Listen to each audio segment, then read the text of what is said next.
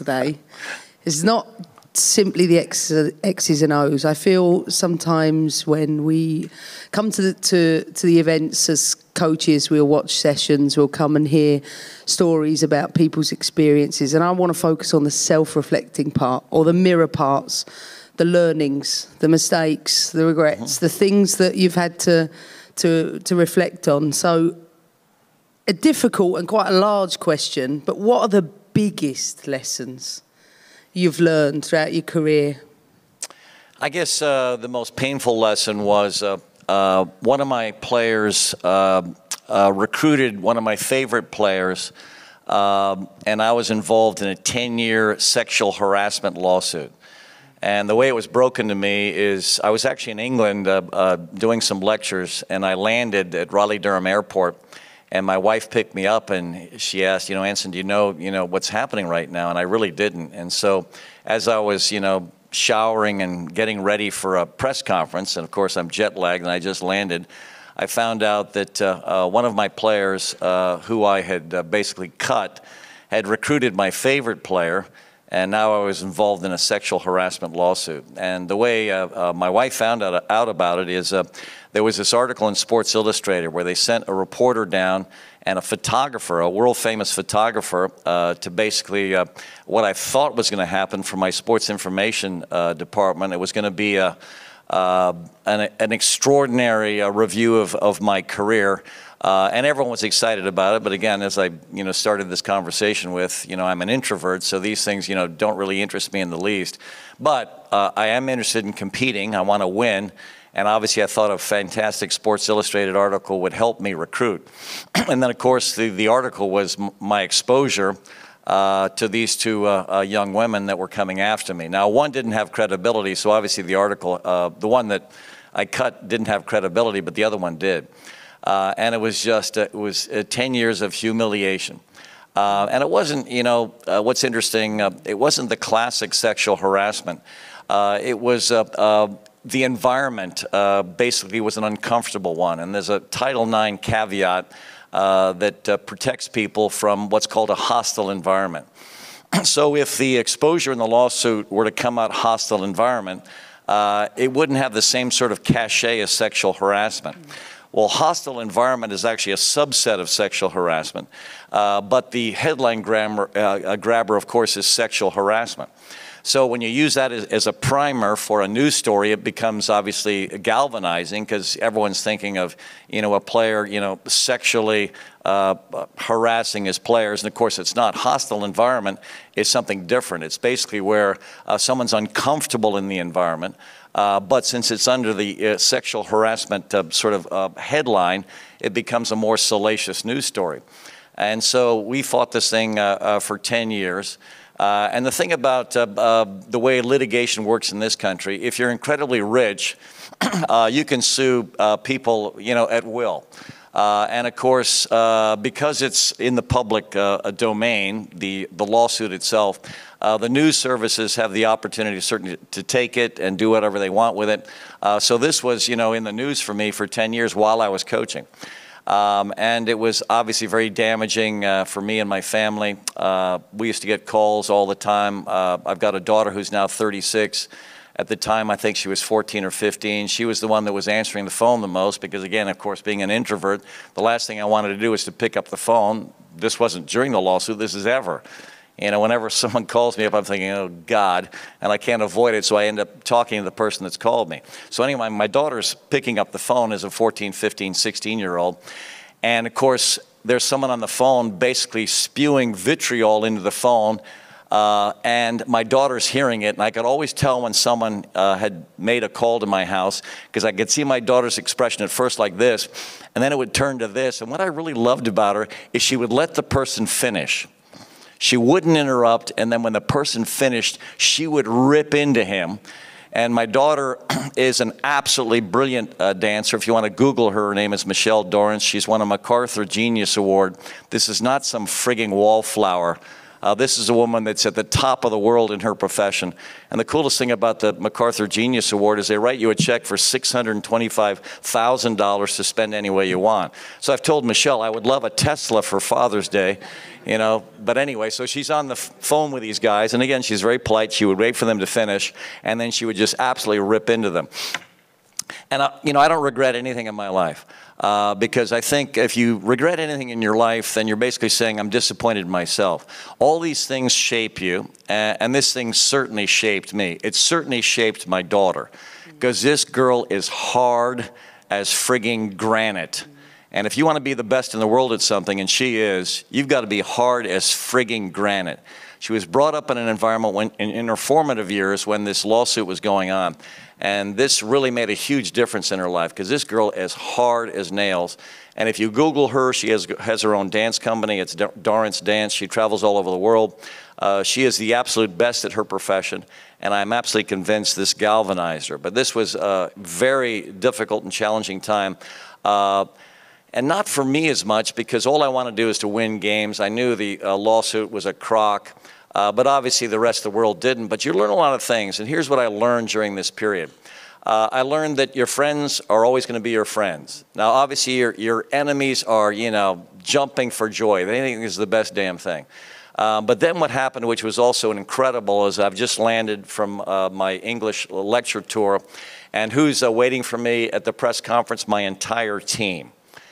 And what was really cool is the spokesperson for my team got up in front of the press and basically said, you know, this suit is a bunch of garbage, blah, blah, blah, blah, blah. This is not a hostile environment. And basically it was extraordinary how they all lined up behind me.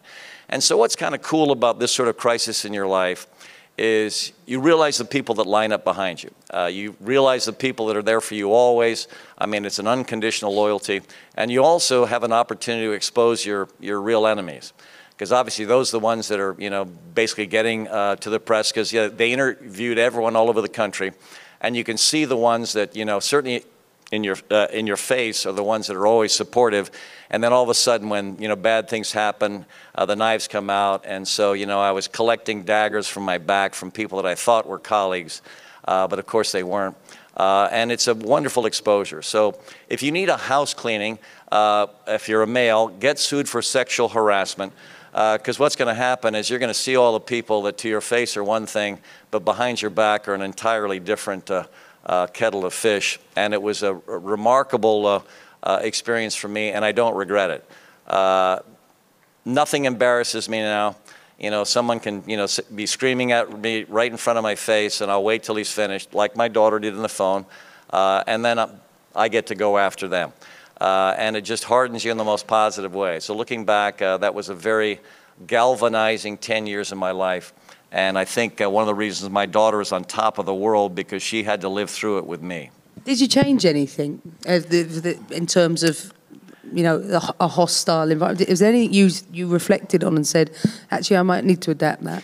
No, what happened was this. What was interesting is we had a phenomenal chancellor at the time, and his wife was a powerful political figure in the state of Massachusetts before the family moved to Chapel Hill, our new chancellor and his wife, and his name was Hooker, ironically.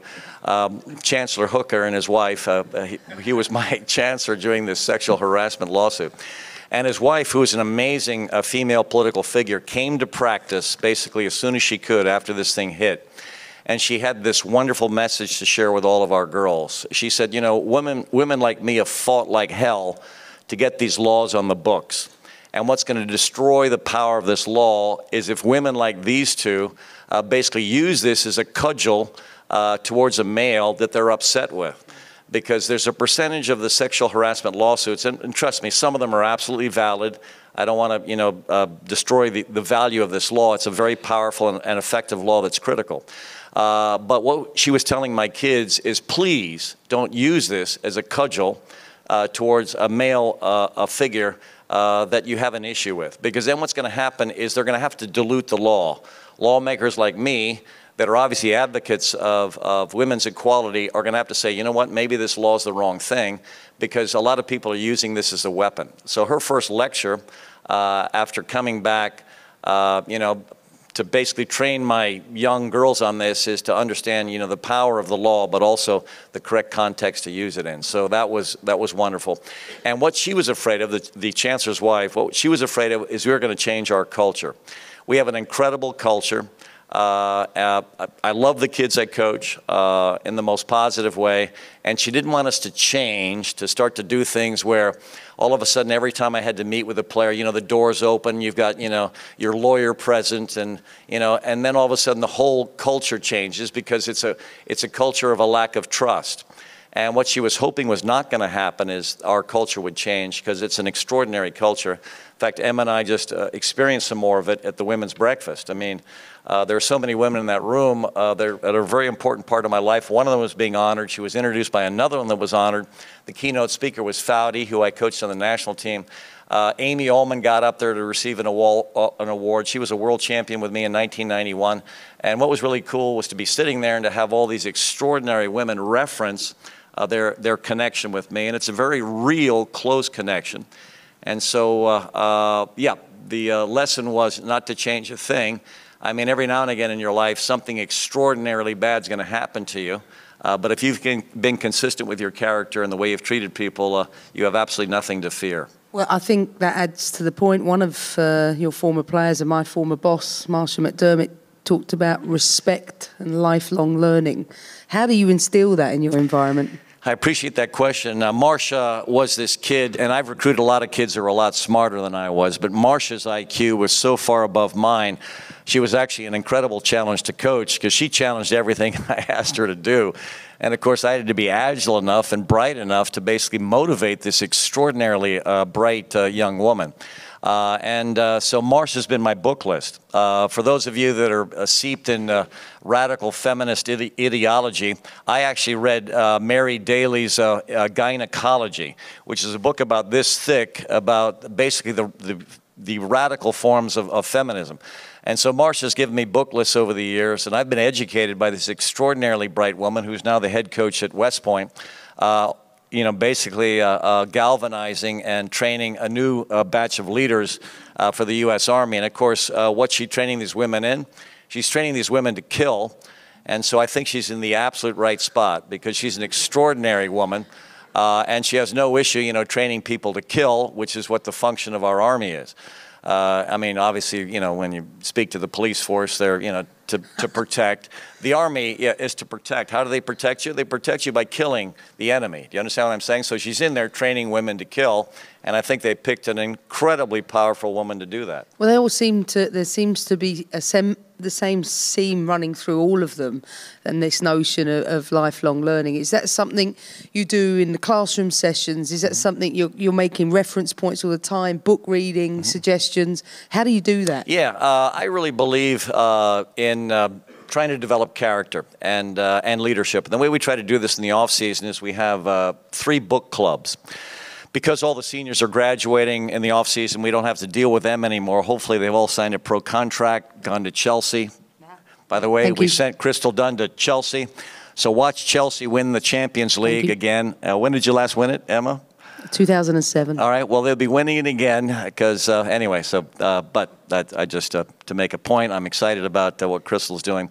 But what we do in the off season with the juniors, sophomores, and freshmen is they all have a book to read. The book to read is basically an excuse to get together for half an hour once a week to basically talk about their progression as human beings. It's under the guise of leadership training, but believe it or not, I don't really think you can teach anyone to become a leader. So under the fake assumption that you can actually teach leadership, I teach leadership. One of my favorite moments in teaching leadership, as I was at the Naval Academy, I was on a panel for leadership, and sitting to my left was a Marine general, sitting to my right was a U.S. senator, and one of the people in the front row asked me a question, and I answered it by telling him, you know, my dream as a boy, and I'm at the Naval Academy, was to go to West Point. The whole front row stood up and gave me a standing ovation. I wasn't aware of this, but what the Naval Academy does during their leadership seminars, they invite cadets from West Point. So this was the finest moment in these West Point lives, as I told them in a forum of the Naval Academy, my dream was to go to West Point. Obviously, it was a huge mistake. I forgot where I was, and you know, I would change it politically for all the right reasons. But what we try to do with our kids is the freshmen read the 10 natural laws of time and life management, because the biggest problem a freshman in college has, they don't know how to manage their time. But it's basically a veneer. Are we really talking about time management? Well, to a degree, because we are going through the book. But we're really talking about them leading themselves. And what was cool about listening to was it Foudy today about the first principle in her bullseye? She has a target, the middle is leading yourself, and then you've got a ring of leading your team, then your community, then your country, et cetera. So what we want the kids to do as freshmen is to learn how to lead themselves. Because basically you have the credibility to lead anyone else, you have to be able to lead yourself. And so if you want to lead the fitness session, you certainly can't be the worst in fitness, you've got to be the fittest. And so this idea, if you want to lead anyone in anything else, first have your capacity to lead yourself. So that's what the freshmen do. We talk about it for half an hour, basically the entire spring semester. The sophomores read Stephen Covey's The 7 Habits of Highly Effective People. I am, even though I'm a soccer coach, I'm paid to coach these kids in soccer. I'm at a university, so I have a calling I think a lot higher than coaching soccer. I am in the human development business, and I think Covey's book is one of the simplest, greatest books on becoming a superior human being.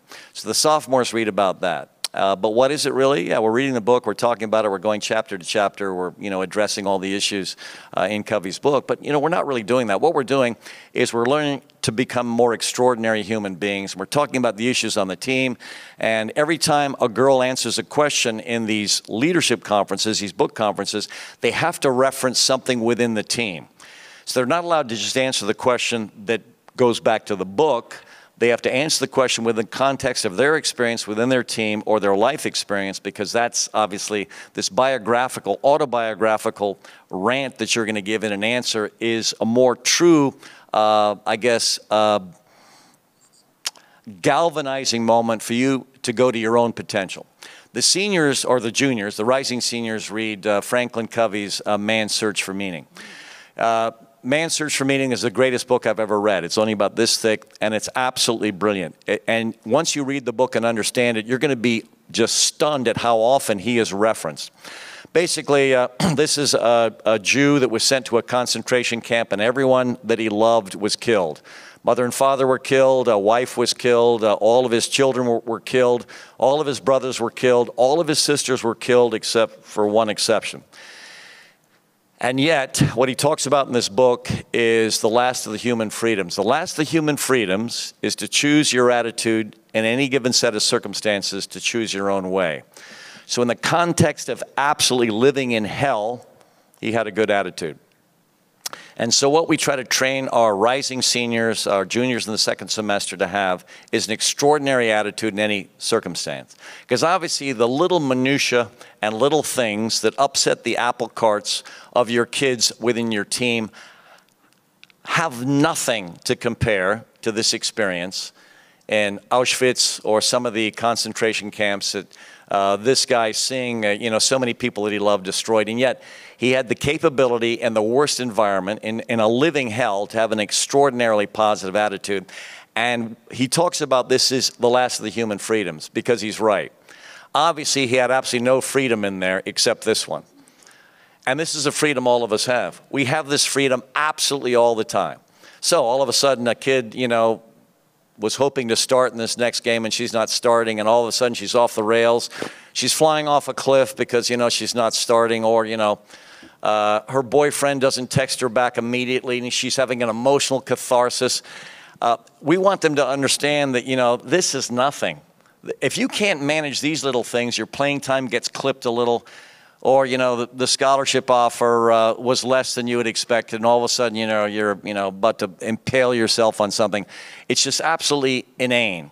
And so this book is designed to teach our kids to have an extraordinary resilience in any circumstance. And why should they? Because of this example from Viktor Frankl, what he talks about in his books, Man's Search. So basically, through the platform of their 3 years before they end up my senior leaders, and the way we look at it, and please don't think that I really feel everyone's a leader. I don't. I remember one year I experimented with this. I was thinking, let's get our women to lead verbally. And so here's what I told them in one of these conferences with my rising senior group. I said, you know what?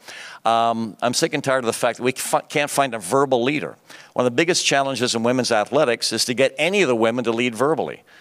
They're afraid to. And why are they afraid to? Because they know if they open their mouths, everyone on the team is going to think they're a bitch.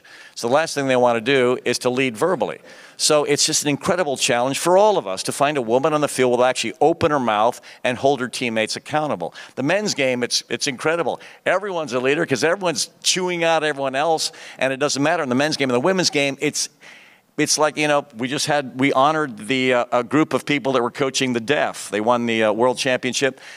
Coaching women is like coaching the mute and the deaf once the game begins. Because you can hear a pin drop during the frigging game, and I can't believe it. How come the center back isn't instructing the right back in closing? And how come the goalkeeper isn't telling the center back to, you know, provide closer cover? They're all a bunch of frigging mutes. I can't believe it. So this is my mission during one off season. We were going to teach our girls to lead verbally. So, and here's what I said, all right, in the next season when the reporter asked me,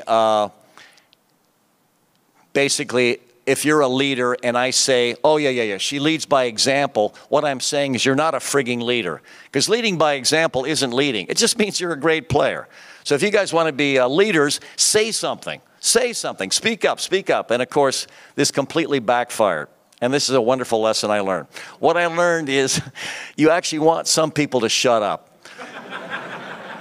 Because all of a sudden we had this kid by the name of... actually, I shouldn't name her.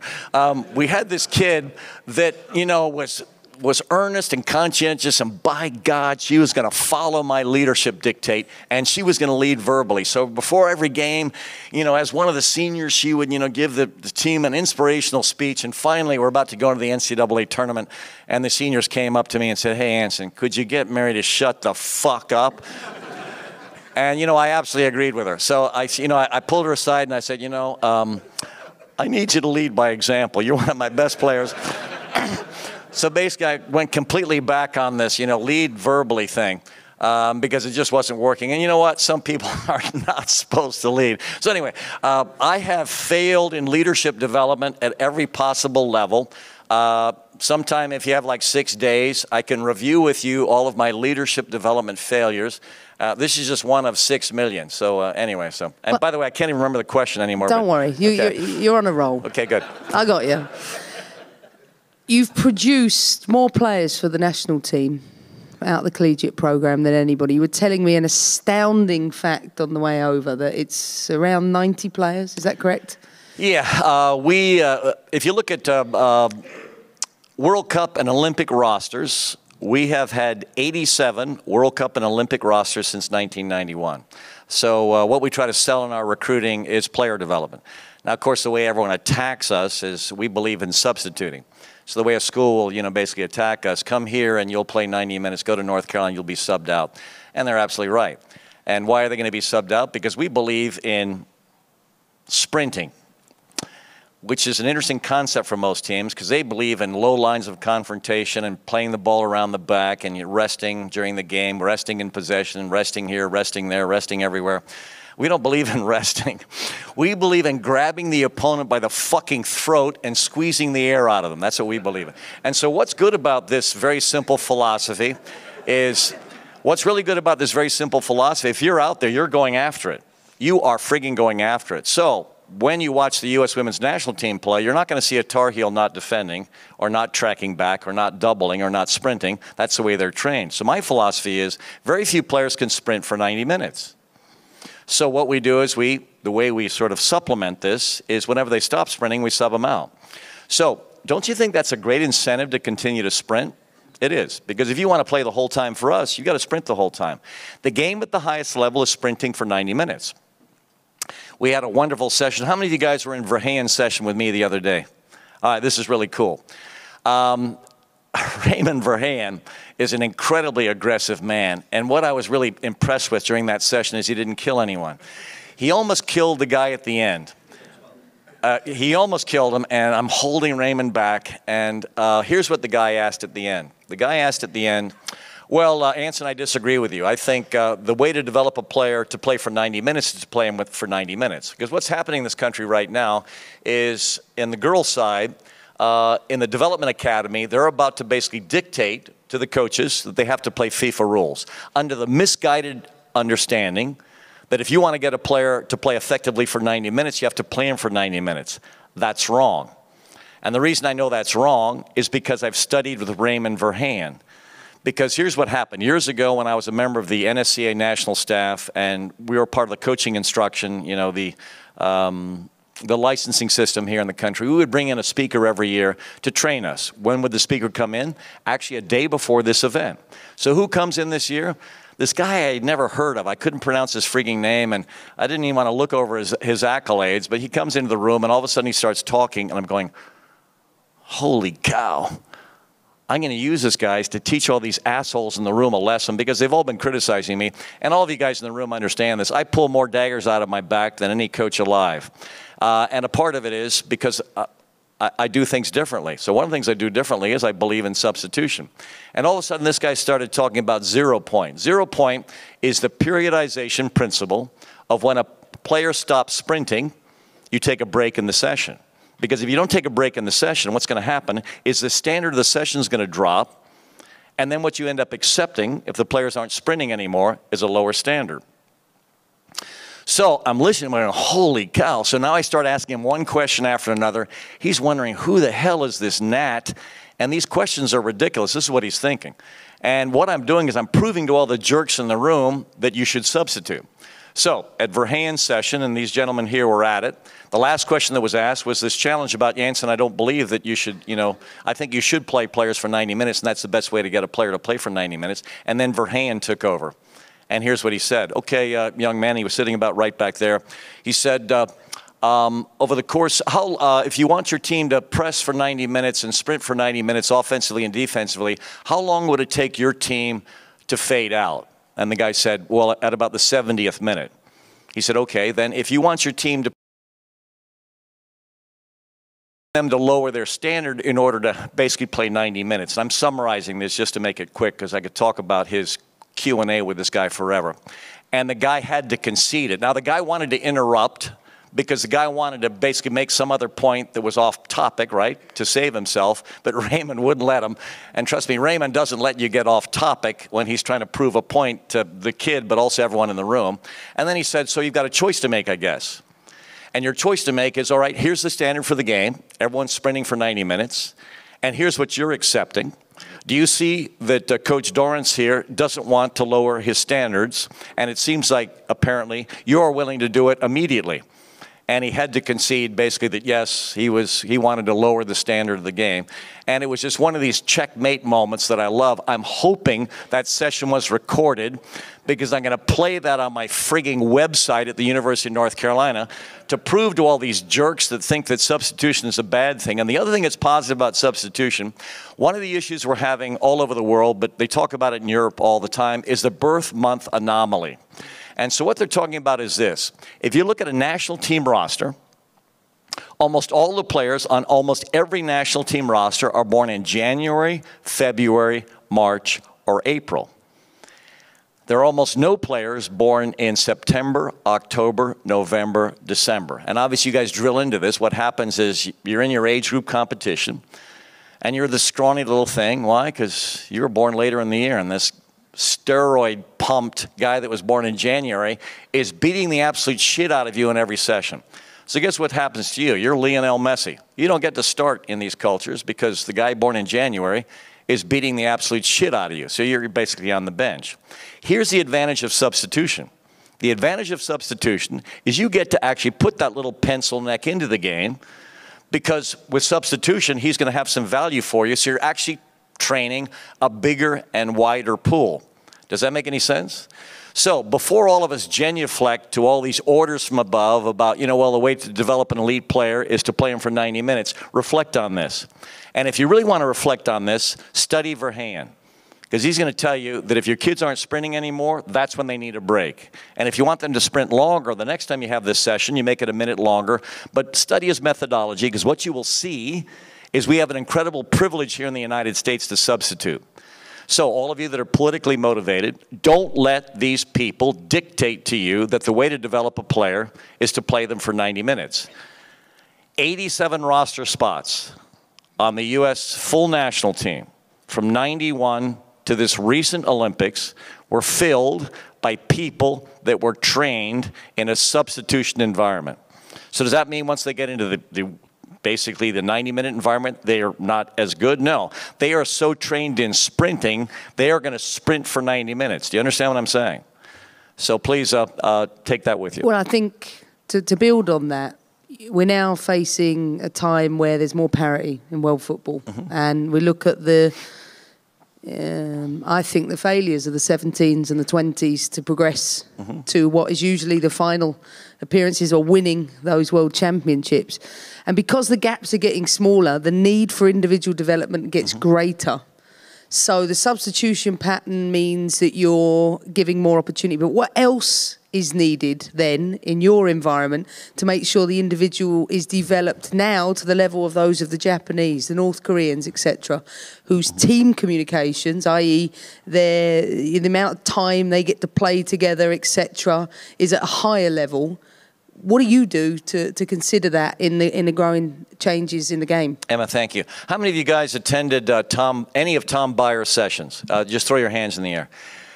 If you guys have a chance, any of you in the future, please listen to this guy speak. And this guy is absolutely brilliant. He was a Corver coach. And a part of his bread and butter living when he was a young Corver coach was to go to Japan. And so he started out basically doing the Corver methodology. And for those of you that don't understand what Corver is, it's basically a ball manipulation thing. And actually, it's very good. I've always really liked it. So he's in Japan, and he's a Corver coach. And all of a sudden, he marries a Japanese woman, and he's made it his home. And what he's done in Japan is he's basically done all kinds of things to emphasize technical development. And I can't recite his resume, but it's absolutely extraordinary. So please, write his name down and do some research on him. Here is where he's going now, where all of you in the room have to go within your communities and cultures that you lead. This is what has to happen. He talks about his two sons. And he told me the story. It was as recently as yesterday, but I'm 65. I can't remember anything anymore. But the story is something like this. He was doing an Adidas clinic somewhere, and they had all these small balls. And he finished the clinic, and then all of a sudden, these small Adidas balls struck him as the future for player development. So he called Adidas, and he asked Adidas to send him a whole bucket. He works for Adidas, or he did. A whole bucket load of balls. And he got these balls, and he's got this 2-year-old boy, and he put 2 or 3 or 4 balls in every room in the house. And here's the way he trained his boy. He trained his boy never to kick it, but to manipulate it. That whenever the boy came up to one of the balls in one of the rooms, he would pull it back or cut it, and then when he was near his father would, shield him off the ball and toy with the kid and not let the kid touch the ball while the kid was giggling. And then the boy would get the ball, and of course, what is the boy doing eventually? He's manipulating the ball. And what is he doing with the ball? He's protecting it. He's pulling it away from his father, the way his father teased him for years. And what he's telling all of us is, if we want to start to stay on top and be world champions in the women and men's game in this country, we've got to start U6 coaching. Who is the U6 coach? It's the mother and the father. Mm-hmm. And so what ended up happening to his 2 boys, because he has another one now, they are masters of the ball. And so in their first training sessions with teams at the ages of, let's say, 6, 7, or 8, and I can't remember when they started really playing, there was such a huge disparity between the skill level of his kids and all the other kids in the environment. It was extraordinary. This is what all of us should do in our environments. We should train the parents to train their kids. If you want your kid to be an athlete, and by the way, he said this just point blank, what's the favorite toy for both of my children? It's a ball. And by the way, that'll save a fortune for all of us if their favorite toy is a ball, right? Rather than these incredibly elaborately expensive video games. So all his kids need is a ball. And right now he's seeing them, I think one is 10 and one is maybe 7 or 8. They're moving through the Japanese system, and on every field his boys play on, they are clearly the best player. Clearly the best player. And here's what's really fascinating from listening to him yesterday. How many of you guys were at the 4-panel thing?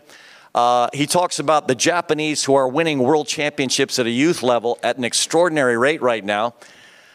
They don't have any coaches, and they can't find anyone to coach their teams. And what he also said, it doesn't matter who coaches their teams. It doesn't matter, because they're also incredibly skillful. It doesn't matter who coaches the team. They're winning world championships with people that are... It's so funny you say that, because I coached a Japanese player, Yuki Agimi, who used to tell me when she was a child that she had to do 100 keepy-uppies before she had dinner.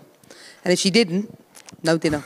And it's the truth. And she said often she'd fail, but she'd have to go into the side room, and her mum would just pull the door open and shove a bowl of rice in, shut the door and go in and feed her father. She said, but she had to master the ball around the house before she even got fed. So it makes sense to me, the influence of parents, more so than coaches, a key component in the ball mastery phases for the player. So this is obviously what we have to do at the youngest level, U6. And then the other huge fear we have is, you know, the bureaucrats are taking over. Now they're going to start, you know, with the Girls Development Academy. My huge fear is going to tell you how to coach. And it just drives me nuts. I mean, every innovation in coaching is done by someone who wasn't told what to do.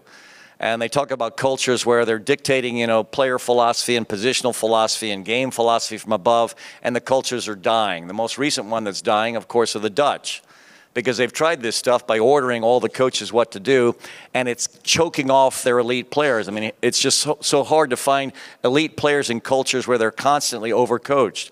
And so what I would love for us to do, if there are political figures in this room, and I've decided to become a political figure again, only because what I'm seeing right now is this war between these people that think they know what they're doing to tell all of us that we don't know what we're doing, and this is the way we should play. Like, you've got to play 90 minutes, and this is going to develop an elite player. Now, their rationale is great. So if it was a cerebral debate, they'd probably win the debate. But from the School of Practical Experience, with 87 roster spots that my girls that have played substitution soccer for their entire college careers will tell you, and then when you watch them on the full team, these are girls that run their frigging asses off for 90 minutes. Why? Because they're trained in running their frigging asses off, not in lasting for 90 minutes. So what's their first instinct in the game? It's to sprint.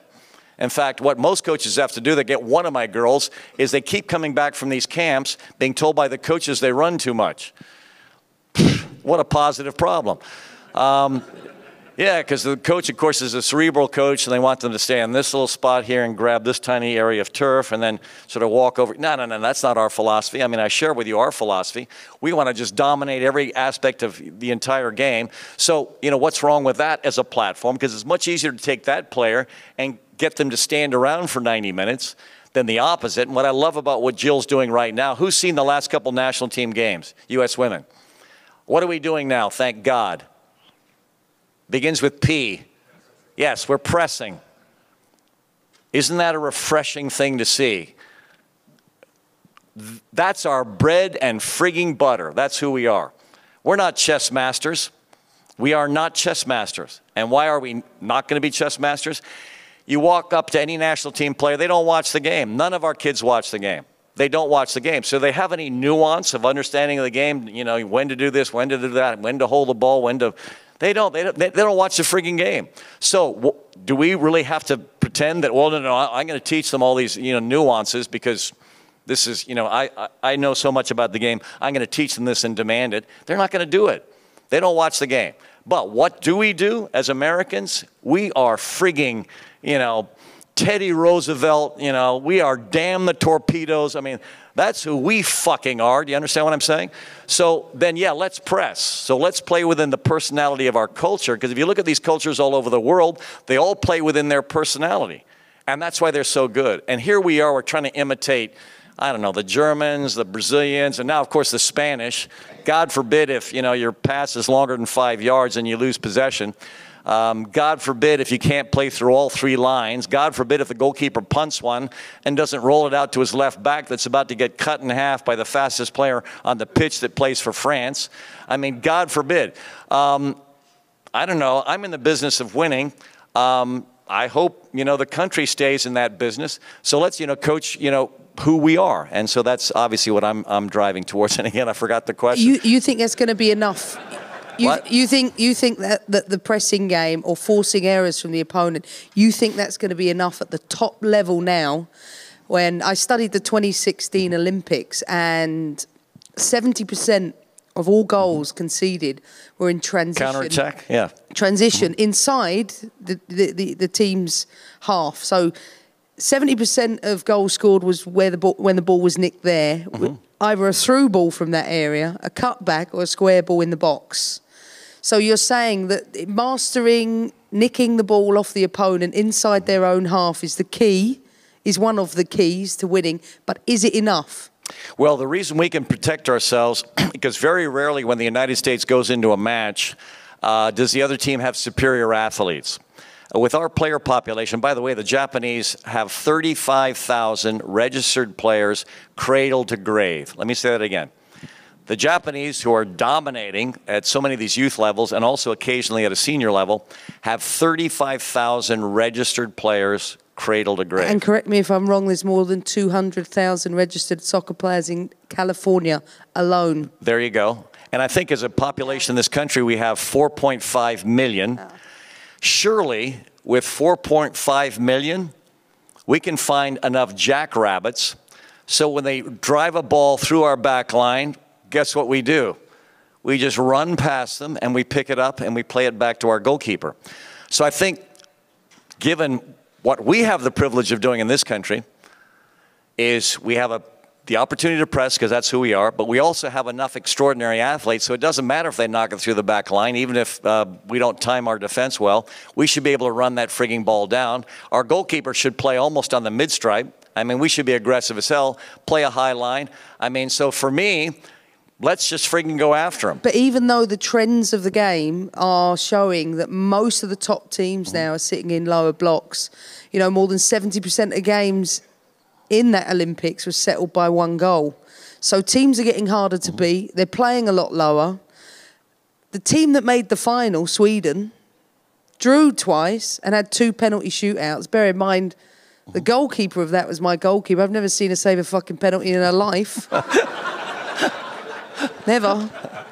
And my goalkeeper coach back there, fantastic story about coaching, he'd spent the best part of 2 years teaching her how to recognise if a hand was coming across, the ball was going one way, and to recognise small cues. She was having none of it all year for us. Yeah, let every penalty go in, goes to the World Cup and absolutely eliminates the United States. And I'm thinking, coaching, you know, that's what takes a long time to actually, you know, put into place. But teams are not giving that space in behind anymore. Pressing, you know, is a key component of it. But what else do our players need here? Because watching the 17s and the 20s World Cup, I was worried. Yeah, obviously we have to do a heck of a lot better. And of course, you know, we all see the world through our own lenses. And so the way I'm correcting the issues is going to be differently than the way most people would correct the issues. I believe that obviously we've certainly got to get a heck of a lot better technically, and I think Tom Byer is my guru for helping the United States change their technical platform. But I'm also absolutely convinced that another component that we don't coach enough is mentality. When I was hired to coach the U.S. women's national team, the United States had never won a game. And when I retired, we were world champions. And we won it because of our mentality, our athleticism. We didn't train very much because we didn't have any money. So we trained the girls to be great 1v1 artists. We trained them to obviously be fit as hell. My first national camp, I was reminded of this at the women's breakfast when one of these people came up to me and talked about how we established the U.S. mentality. My first camp, I sent a letter out to all the girls that I had picked to be invited in to try out for the national team. I invited in 32 players, and I told them all to come in fit. And one girl didn't come in fit, so when the fitness session ended, which was our first session, I put her in the van, I drove her to the airport, and I sent her the fuck home.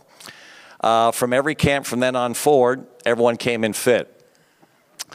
So they're very simple things. I read this great quote, I think it was from Lou Holtz. If you want to have a team of players that are motivated, cut all the ones that aren't motivated. There's just nothing complex about any of this stuff. You know what I'm saying? And that was my philosophy. If kids didn't compete in my environment, I got rid of them. And we have for those of you that understand the competitive cauldron, we have a very easy way to show them whether or not they're competing. So when I look at our teams, I don't see our kids competing. I see them, you know, maybe playing wonderful patterns and all this sort of stuff, and I don't see them going after it. Do we have to improve technically? Absolutely. So you think something has been lost in our attempt to improve technically?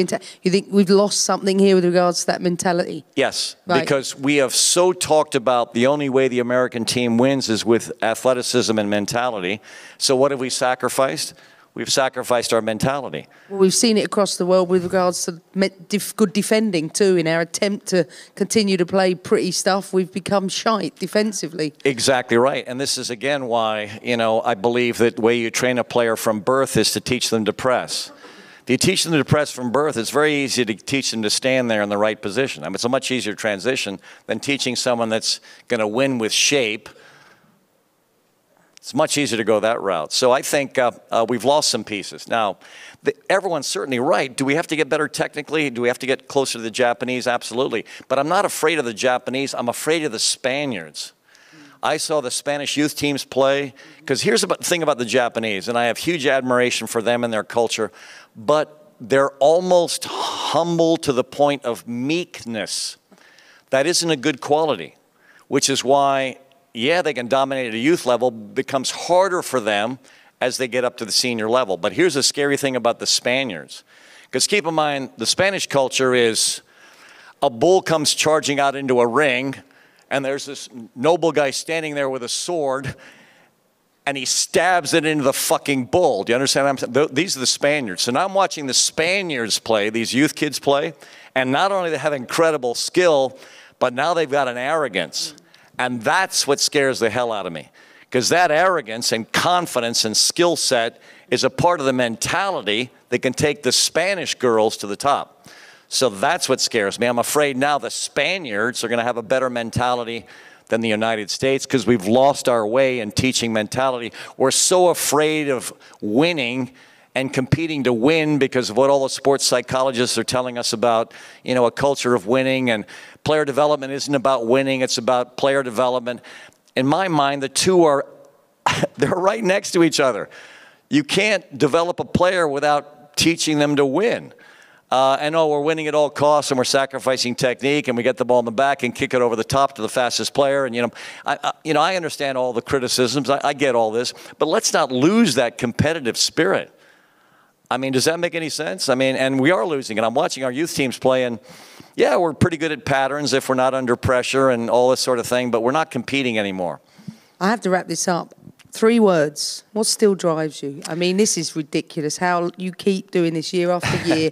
This is a tough profession. What drives you? Well, let me tell you what drives me, and this is the absolute truth. Schadenfreude drives me. Schaden is the German word for damage. Freude is the German word for joy. I've been criticized so much at so many levels and so often. I want to beat the shit out of everyone for the rest of my fucking life. And the reason I want to do that is I want to go into every game, and all these guys that behind my back have been shitting on me, I want to beat the absolute fuck out of them. Because Schadenfreude is the incredible joy I feel when someone else is suffering. And I want all these sons of bitches to suffer, and I hope I die on the field right after a game that we've won, because I want the ceremony right there. I want them to dig the fucking field up and plant me right there, and so what keeps me going is Schadenfreude. It's an absolutely fabulous word. Obviously, it's a German word, and it's an absolutely fabulous word. So Schadenfreude gets me out of the fucking bed in the morning. Well, to not damage you further,